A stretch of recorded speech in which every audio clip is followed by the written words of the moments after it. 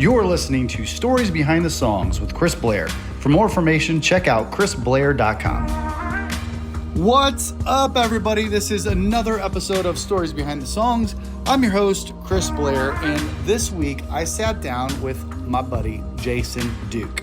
Now, Jason is a local guy born and raised just outside of Nashville. He was a wrestler that turned into a songwriter. You're going to hear the story about that path that he took, how he walked out of a college class 3 years in to change his major, how he started being a song plugger, which for those of you who don't know, a song plugger is someone who finds songs and pitches them or introduces them to artists in hopes to get a cut, which means to get it recorded on a record. So you're gonna hear all the stories about that. Hear the story behind the song he wrote, Dibs, for Kelsea Ballerini, awesome #1 song. Hear the story about other cuts he had with artists like Keith Urban, his process for songwriting, and so much more. I have written with this guy. We have a cut together by AJ Cross that I love. I love the song that we wrote together. You'll hear about that. This is just such a great episode. I love this dude. Let's get to it. Here is Jason Duke. Hey everybody, here's another episode of Stories Behind the Songs. I'm your host, Chris Blair, and I'm here with Jason Duke. How you doing, buddy? Amazing. You? Good. Thanks for coming in and being a part of this. Oh man, it's so exciting. Yeah. I love to just get started from the beginning, man. So let's just take me back to like, how'd you figure out like you wanted to do music, and what was childhood up to leading to Nashville? Okay. Lucky for me, childhood was always right outside of Nashville. That's actually, right. You're from Hendersonville? Hendersonville. Yes, that's exactly right. I remembered, yeah. So I'm from just north of here. So you can't get away from music out there. I actually grew up hating country music, believe it or not. Yeah. I made fun of country music. I did too. and I was into sports and all that stuff. And I was in high school. I was a wrestler in high school. I was pretty good at it, and that was kind of my focus all through high school. And I had a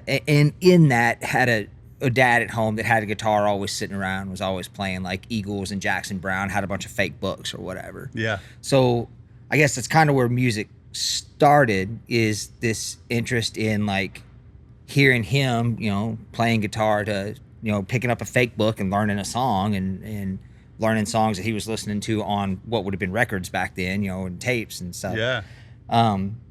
But, I never really took it seriously as a career at that point. It was just like, oh, that's kind of cool that he can play that song that I just heard on the record. And then around senior year, wrestling was over, high school sports was done, and I was kind of in this lost, wayward, like, well, now what? I mean, I was literally only staying in school to do sports. I mean, I could have quit school at that point if I was just lazy enough to quit, and I fell into this group of musicians that took me in, of all people that could have taken me in. This group of like childhood prodigy musicians took me in, and they were all great singers and songwriters and stuff like that. And they kind of pulled me in and gave me a big social hug and introduced me to this whole bunch of new friends that were all into music. And I was years behind all of them. But that's kind of where the fire really lit for, wow, this is something I want to do. I love what they do. Yeah. And it was a group of people that all went on to have publishing deals and record deals and all kinds of stuff like that right out of high school. And so I thought the only way I was going to be able to keep up with them was to go to school and learn music so I went to college. I went to MTSU. Yep. And to catch up with them so I could work with them all one day, I started as a music industry major, which is over in the music department at MTSU. And I started out doing that thinking I'm going to be in the music industry. This is going to be awesome. And got about 3 years into that and realized I was in the wrong major. It was a very eye-opening morning at 8 o'clock in the morning at Dr. Linton's upper level theory class. Sitting here dissecting Bach. And I was just like, God, I do not want to be doing this. This is not music industry to me. And and he gave us a lecture one morning about how, I mean, it's November, I mean, close to the end of the semester. Gave us this lecture one morning about how we were all going to be teachers one day. And I was like, oh my God, I've wasted 3 years. Because that's not what I wanted to be. I didn't want to be a music teacher. I wanted to be in music. I wanted to be thought I was going to be an artist back then. Wanted to be a writer. Wanted to do something making music. So I actually got up that day, left the major, and went over and changed majors. And went over to the recording industry department at MTSU. Wow. Yeah. And started that path there. Yeah. Yeah. So, so then did you go into recording when you got out of school? So, man, college took me on a funny path. I was diagnosed with cancer in the middle of college. So I ended up, as soon as I made that switch over to recording industry, I ended up being down for a year, kind of, because I had to go through all the cancer stuff and trying to get better from that. And then I just didn't want to be in school. I kind of wasted a year, and then I took a year off. I'm getting old now at this point. I've met a girl who doesn't want to be with a guy without a college degree. So I actually went back to school on this marathon binge if I'm going to finish school. And that was probably, 23, 24 years old at that point. Went back on this marathon year of 18 hours in the spring, 18 hours in the summer, 18 hours in the fall, just so I could finish my degree. But that's when I actually fell into music publishing especially. Yeah. Is right as I started that semester, I was bartending one night. I had one customer in the bar all night long, and it was an independent publisher who invited me to an independent publisher meeting the next day. And I went to that meeting, and all these independent publishers sitting around a big fancy table at BMI, all exchanging information. And I thought it was the coolest thing ever. Like, everybody talking about the artists that are cutting and what songs they had in their catalogs that they thought would fit, and how could they get a meeting with so-and-so. And that was kind of the door that put me into the music publishing world. Because that whole thing led to an internship somewhere, which led to my first song plugging gig, which led to another song plugging gig, and then led to writing songs, and now here we are today. Yeah, that's interesting. I love that. Let's talk about that a little bit, because you're the first guest I've had on that's even mentioned song plugging, I think. But a lot of people listening that may not fully understand what we do in this crazy world of music. Talk about what that is and what that means to be a song plugger. Okay. Well, so a song plugger is essentially the person at a publishing company who takes all the writers' beautiful little songs that they write and goes out and tries to find them a home. And they work with the writers to schedule their calendars and get them in the room with other writers that they think they'll work well with, or artists that they'll work well with. And that role has definitely changed over the years. Because when I was a song plugger, as you turned in the songs, and I went out and played songs for everybody. I might go play guitar vocal for somebody, or just trying to get it cut or whatever. That role has definitely changed over the years to being more of a creative manager, as opposed to I just pitch songs every day. Sure. But that's where that started out for me. Is I was at a little company called Best Built Songs. Yep. Owned by a sweet couple, Larry Sheridan and Robin Ruddy, and I had all back catalog to work with. I had no active writer and all back catalog to work. And oddly enough, I was just searching around the studio one day, and I had found some old tapes with Pat Pattison songs on them. And of course, I see Pat Pattison, I'm like, my goodness, these are going to be the best songs ever. He's written a book about songwriting. These are going to be great songs. I pull them out, I start listening through them, and I found this one amazing song that I was just like, oh my God, it just took my breath away. It was a song called Little Shoulders. And it was talking about, parents fighting down the hall from a kid, and that's too much to put on little shoulders. It's just a beautiful song. And I ended up getting that song cut by a duo called the Kinleys. Oh yeah. So I had like a couple wins as a song plugger. Yeah. But I started meeting songwriters that way too. And that's where I started to get to every once in a while get that like we should get together and write. I'm like, you're right, we should. What's writing? You know? But in that tenure as a song plugger, starting at Best Built Songs, I actually met one of my old buddies, John Ozier, who runs publishing companies now. But he and I used to get together after work. He was working for Doug Johnson over at Curb. Yeah. Back in the day, you know, kind of a gopher, kind of a in-between guy there doing lots of stuff. And I was, you know, making, I think, $300-400 a month to be a song plugger. But we were getting together after work every day, getting a case of beer and writing in the studio and just coming up with songs.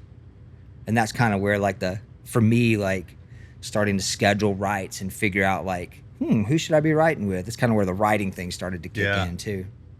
That's awesome, man. Yeah. So then take me into your first pub deal. Let's see. My first pub deal was with a company called Dan Hodges Music. Yep. Dan we used to do those Dan Hodges Music nights like once a month. Oh, at yeah. the listening room back in Cummins Station. Man. Remember that? I do, man. That was a long time ago. Dan has a fantastic talent for catching a writer early. Yeah. Like, he's got the eye for a writer. And he's signed some great writers over the years. I came to know Dan. Well, I knew Dan from the plugging years. Yep. But I came to know Dan as a publisher through my friend Ryan Griffin, who Ryan Griffin was writing for Dan at the time. And we had started to turn in songs there, and Dan had started to kind of pay attention to, like, what I was doing. And that led to a first deal with Dan. It probably took a year of turning in songs with other writers, I think, over there for it to finally start to become a thing, and, like, man, we should really work together. So it was awesome. It was because I didn't know what I was doing, and what do you do with a publishing deal, and, like, how are you successful in it? It was really fun to learn over there. And he was just always positive about songs. I never got a negative thing about a song. So that's, you know, as a song, I'm fragile anyway. So, like, feels good to always constantly be lifted up just a little bit, you know? Yeah. But yeah, that was a great first run. I had actually written my first number one about 4 or 5 months before I signed that deal. So I brought the Kelsea Ballerini song into that deal. Yeah. So that was pretty fun. That's a good transition. Let's talk about Dibs. All right. Man, so Dibs came about in a really cool way. It goes back a little further than the day of the song. I was bartending at the time. I mean, I was still bartending when we wrote Dibs. So I would have to leave I'd have to leave at 3 every day so I could go to the bar to work. Yeah. And one of the days that I left them a few weeks earlier, they all wanted to go write a second song. Me and Josh and Kelsey had written earlier that day. Or me and Josh and Kelsey and Ryan, some combination of us that are on that song, had written all that day at Black River. And we wanted to go write another song. And we were going to go out to Josh's house and write another song. And I was like, guys, I have to go work. I'm sorry, you know. So I left and had to go to work. And then I see later that night them all with their feet in a pool singing this amazing song they had written. I had the biggest FOMO I've ever had in my life. I was like, my God, I've missed my first hit because I had to come to this bartending gig. I hate bartending, blah, blah, blah. I was really upset that I had missed this opportunity to write this great song with them. So the next time that came around was on the day we wrote Dibs. Me and Kelsey and Ryan wrote a song in the morning, and Josh was in another room writing another song. And we were all texting Josh, like, just come over here, blow out. I keep hitting this mic. Just blow out of your right, come over here. And of course, we're not going to do that because none of us were jerks. We're not going to, like, bail on our right or whatever. So we all wrote our first songs, and we went to lunch. And we came back to the publishing company. We're like, is it going to happen? Are we going to write a song? We're all going to get together. We're going to do this. We've got some time, right? And I was secretly like, I have to go to a bar shift. But I texted to get some cover at the bar, kind of secretly, and then I stayed for that write. And we started out a different song. We started out some slow song or whatever, and just wasn't working. And then Kelsey just kind of came out and was like, you know what? I've been wanting to write a song called Dibs. And I just remember responding to that like, yeah, you do. And then it just started rolling. Like, I mean, I think she threw out the first line of the chorus. I threw out the second line of the chorus. Ryan threw out the third line of the chorus. Josh came in with the rappy thing at the end that we were originally going to put somewhere else. And this song just fell together. And it was so fun to write. It was so fun to write. And I was like a kid in a candy store because I had 2 signed artists. Me, little old writer, I'm like, I've got this Sony artist and Ryan in the room, and I've got Kelsey at Black River, who they're pushing at radio right now. I'm like, that's a writer's dream, right? Yeah. Like, man, I've got 2 chances for a hit here, So we get through the song. I mean, it didn't take us long to write. It might have taken us, half an hour to write. Wow. Maybe 40 minutes. And we get to the end and we're like, okay, let's do, everybody pulls out their phones and do the work tapes or whatever. And we do one with Ryan, and he sounds great on it because Ryan sounds great on everything. Yeah. Ryan could sing the cookbook and it sounds great, but we got to Kelsey's, and it just, the work tape is fantastic. It just, from the first note, it's just like, oh my God, this is a hit. And then you can even hear us in the work tape. There was one part we had worked on with her, and we were trying to convince her to hit this note in when Friday night free and shock. That note was a little high for her, the last few takes we had done, and she hit it in the work tape, like flawless. And you can hear us in the work tape go, yeah! We were so excited. She just crushed that note, and then we're all doing those heys, and we were just having a hoot, man. It was just a fun song. So was the haze, was that part of the song that was written in there, or was that just the thing that happened with the work tape where you guys were just having fun? It started out as a having fun, and we were like, we kind of did it to have fun, and we were like, hey, and then we're like, wait a second, does that belong there? And then we kind of talked about it for a minute, and I don't remember who wanted it and who didn't, but we ended up going with it because we could always take it out, Yeah. So it ended up in there, and then it ended up what we did on the we then went into the studio to do kind of like a pre-production on it, and Josh had gotten pretty good at tracks by that point. Yeah. And so he did a great track for it, just a great simple, we can build from this track, and the haze we did on that ended up on the record, which is kind of cool. Wow. Yeah. So, but yeah, it was a fun process, and it was just easy. It was one of the first songs that I think I was ever part of that just felt it was just a flawless effort. It was just, it just flowed easy. We all knew when we finished it that we had something, and that was a cool feeling. That's like, I think that's the feeling we all chase as writers, is like to get to the end and be like, oh, there it is. Now how do I make that happen on the next song? Yeah. Yeah. So you're a great writer too. Well, thanks, man. I think 30-40 minutes to write that song though. I didn't know that. That's it was a quickie. It was every line was just, to us, was so obvious. It was so easy to keep I'm calling Dibs in mind. It was just you could check every line down through that song, and it all answers. It all writes to, I'm calling Dibs. Yeah. So that was fun. Loved writing that with those guys. And that song, actually, we wrote that song shortly after, because that came right before the Dan deal, but it came right after a conversation with my wife of like, we had been doing this for a while. Like, I'm writing like 40 hours a week, but I'm also bartending 40 hours a week. And we had, 3-year-old at home at the time, 4-year-old at home.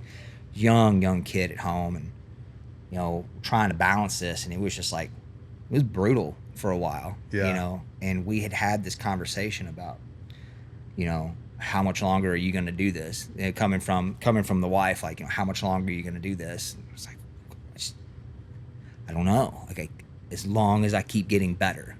if I plateau, then we need to consider something else. But I just feel like everything we do gets better and closer and better and closer. And we had a real heart-to-heart about shutting down the calendar one day, pretty soon, pretty close to writing Dibs. We had a conversation about, like, if you really want me to shut the calendar down and go get a real job, I'll go get a real job. I feel like I have a real job, but, you know, that does take me away at night, you know. So yeah. So it was cool that we had come to a decision to keep going after it. And then within the next 6 months, all those things fell in place. You know, we got that cut, landed the publishing deal. I'm 3 weeks into the publishing deal, wrote another great song that ended up doing well for us called Man Enough Now with Chris Bandy. Like, all this stuff wouldn't have happened if we hadn't if we had shut it down when we had that conversation. Yeah. So it always kind of leads me back to every time something good happens with any song, I just think back to my wife and I'm like, God, thank you so much. You know? Yeah. Because we would have shut it down, you know? Man. So, but it was cool. It's awesome. Yeah. This episode is brought to you by Sennheiser microphones. When we first started this podcast, we were using some older microphones, and Sennheiser came in and sponsored us and gave us some MK4s and 914s. And I mean, I'm telling you, it's made all of the difference in the world. We love these microphones. We use them at the listening room as well. And I just can't say enough great things about them. Go check out Sennheiser.com. If you are into music in any way, their microphones are hands down the best on the planet. Go check them out, Sennheiser.com. And thank you, Sennheiser, for the support and the sponsorship. We love y'all. I always love watching you play Dibs on the stage. You can just see, like, your face light up, and it's just like, you know, the first number one. It's just heck yeah, dude. You know, just it's awesome. I've enjoyed watching the journey over so many years. We've been friends, and yeah, it's been cool, man. Oh man, and you've seen me come here and play with nothing, like, like zero cuts, you know, and yeah, man, it's now you've got the Kelsea and Bandy, and you got Keith Urban too, right? I do. I have a cut on a Keith Urban's Ripcord record. That I love. It's called That Could Still Be Us. Yeah.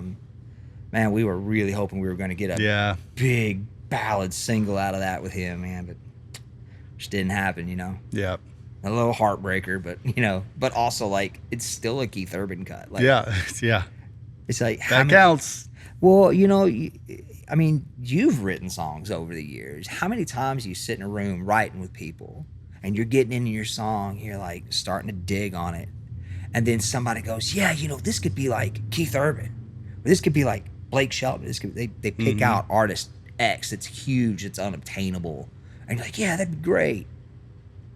And then you get that it's like an unobtainable cut, and then you get it, like, as a nobody, like, and that cut came out, what, 4 or 5 weeks after Dibs went number one, like, not long after Dibs went number one. So that was pretty fun. Yeah. Do you typically, I mean, we've written together a couple times.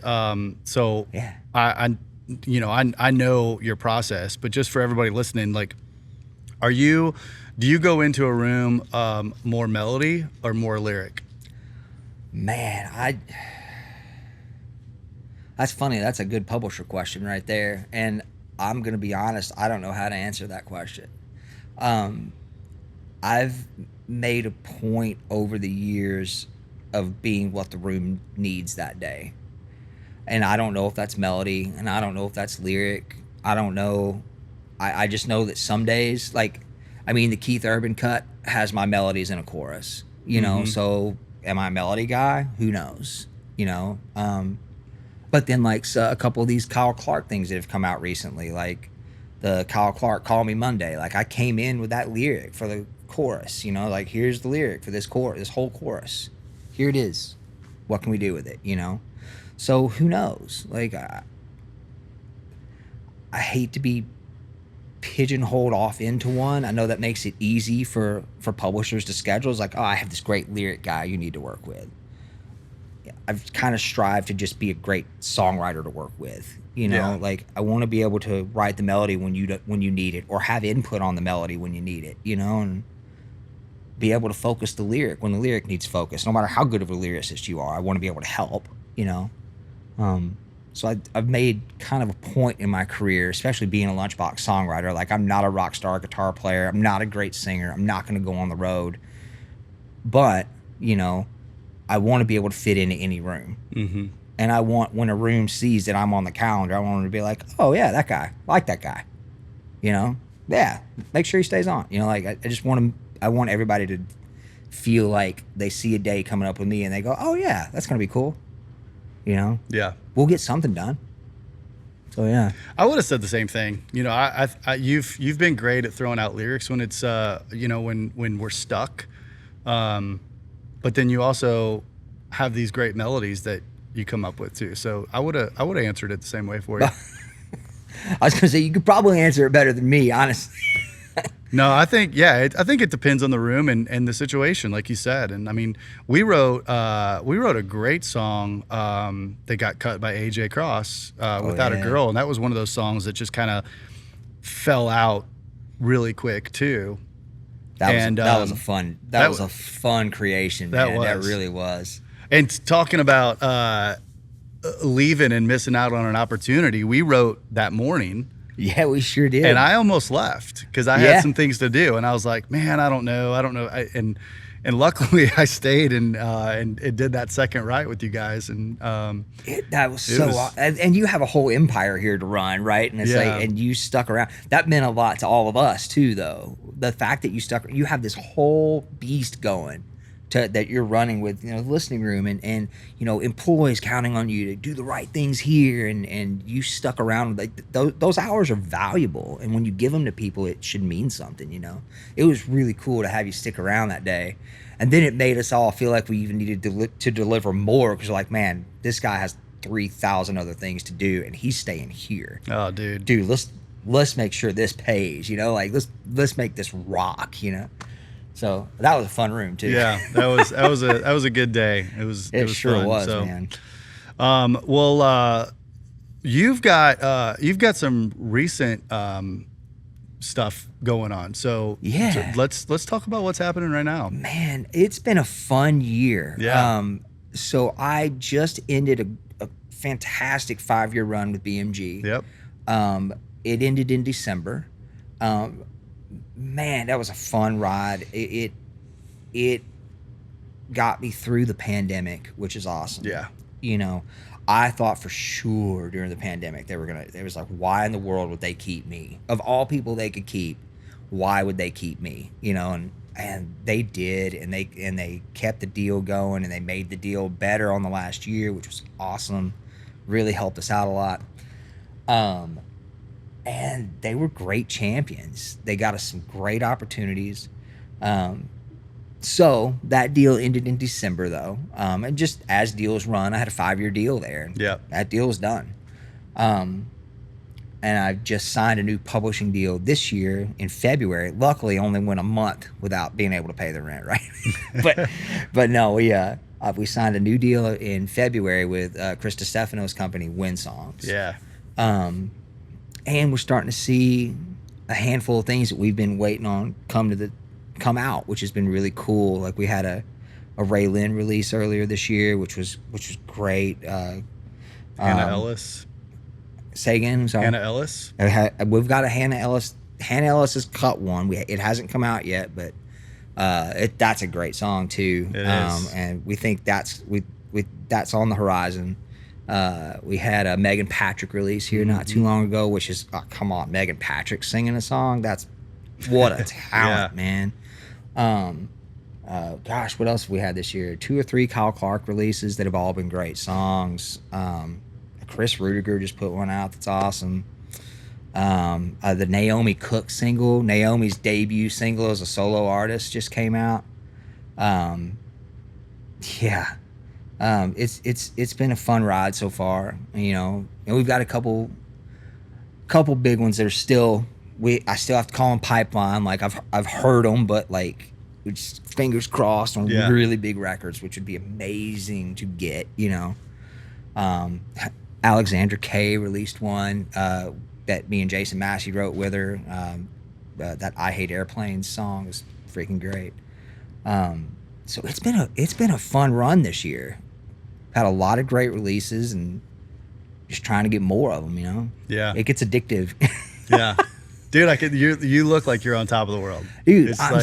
It's so cool. Like we're seeing the releases come out, which is like, it's good for all like the in-laws, you know. It's like you know, it's like, oh, all right, she is married to a good guy, you know. Like, no, all joking aside, they're very, very supportive. But it's fun to have those things come out because you're constantly working in this forward fashion, right? You know, you're constantly, what am I going to do today? What's the best song I've ever written? The one I wrote yesterday, or the one I'm going to write today, you know? And, you know, in my head currently right this moment is in this interview and then going to Chris DiStefano's to write today. Like, wow, you got to be on your game for that one, you know? Yeah.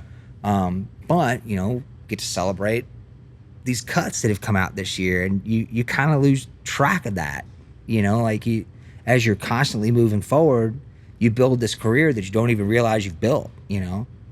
And, you know, when I look back now and kind of put everything on one piece of paper, you know, where I see, like, I've had one hit and a Hannah Ellis cut and a single that unfortunately went to radio when the pandemic happened, and, you know, so we had a failed single at radio, and then we had a single that was supposed to go that didn't go because of the pandemic, and there's a few losses you see along the way, but you see so many. When you put it all on one piece of paper, I've just touted along and had a great little career so far. Yeah.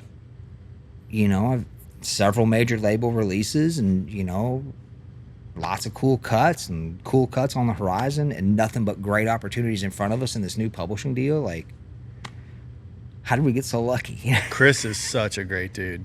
I mean, he, like, and like you said, BMG, like, tons of friends over there, and they're such a great company.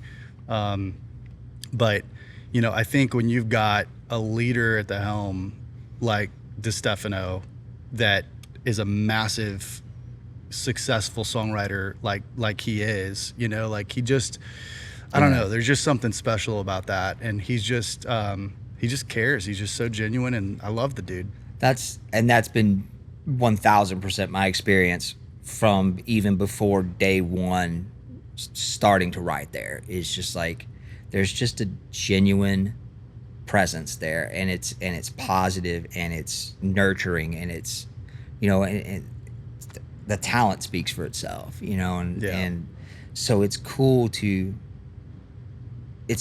go back to something small but so powerful, you know, like that's a cool thing to be in, and be that small. And it's cool to come from, you know, 40, 50 writers constantly every day just elbowing for space, you know, like, now there's 3 writers and Chris, you know, so it's cool to be back on, like, to be on such a small roster. That's a great roster, and you know, and have a great creative director that's just focused on 4 people. You know, that's the poor creative directors all over town get worked so hard, and they get so much put on their plate that it's impossible to balance it all. Yep. So it definitely feels good to be on something that there's less on the plate, so there's more focus on everything on that plate, you know. Yeah. So yeah, it's a great year. So when did you sign with him? That deal January? Started February 1st. February, okay. It started February 1st, which means I had catalog in January that is unspoken for, and I ended up getting a cut out of that. Oh, nice. Yeah, right. Yay, Schedule A's. Right? But yeah, I got Ryan Griffin just released a song that we wrote during that little phase there, called If All I Ever Do. And it's so funny. That's another one of those refusing to have to deal with FOMO. Like, I had surgery 3 days earlier and was like wrecked. Like, I could barely get out of the bed, but I had a write with them like 4 days after surgery or something. I was like, with Jason Massey and Ryan Griffin, I was like, I got to get to that. And I got there and I literally laid over on the couch. I was like, I'm so sorry, guys. That's like the only people in town who would have dealt with me that way. Yeah. I can't move. What if we said this? Yeah. Oh, but man, it was that's awesome. so awesome. They were so great to me. That's cool. Yeah. Well, that's great. You have your own publishing on it. Yeah, man. Your own publishing wins, right? That's always a winner. Yeah. So, has Chris put the night goggles on you yet and taken you out in the woods? No, not yet. I'm sure it's coming. Yeah, it's coming. Man, he loves his tactical stuff. I love it. Yeah. Hey, man, everybody's got a thing. Yep. You know, everybody's got a thing. Well, dude, thanks for sitting down with us today, and this has been fun. I always like to end with the same question. So, through all this stuff that you went through with school and the bartending job and almost walking away right before Dibs, everything that you've been through, if you go back and you're talking to 8-year-old Jason, what advice do you give yourself? Man, probably you're the only one who is going to believe in yourself enough. Like, everybody around you can believe in you and they can believe in you a lot, but it's up to you to get there. It's always going to be up to you to get there. And you have to believe in yourself enough to make tough calls, like not listen to your wife who wants to shut it down, and to speak up for your own beliefs and your own desires and your own belief in yourself. Like, that would probably be it, is, you're the only one that's going to believe in you enough. You'll get as far as that takes you. Yeah. So good, man. Yeah. Yeah.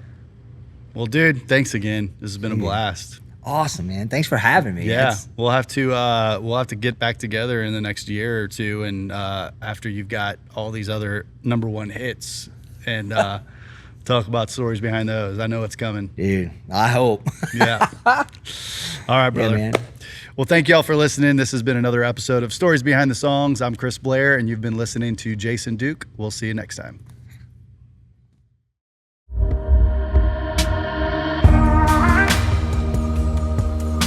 This has been an episode of Stories Behind the Songs with Chris Blair. For more information after the show, head over to chrisblair.com. That's where you can find information on these episodes, trailer notes, video links, all kinds of great stuff. Also, make sure to leave us a great rating on iTunes, like and follow us on Spotify, YouTube, wherever you listen to podcasts. Leave us a comment, let us know what you think. I really hope that you think this show is awesome, and we really appreciate the love and support. I promise to keep gathering great content and continuing to sit down with more amazing songwriters and artists as we grow. Thanks so much for listening. Thanks for the support. We'll see you next time.